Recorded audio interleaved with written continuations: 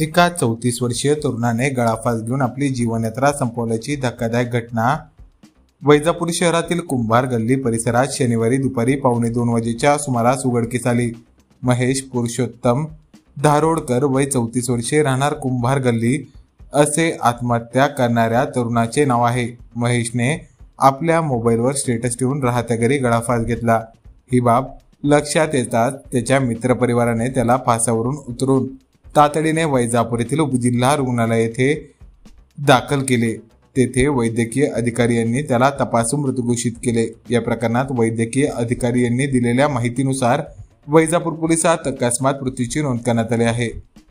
तर महेशने आत्महत्या का केली याची माहिती मिळू शकलेली नाहीये। प्रकरणाचा अधिक तपास वैजापूर पोलीस करीत आहेत।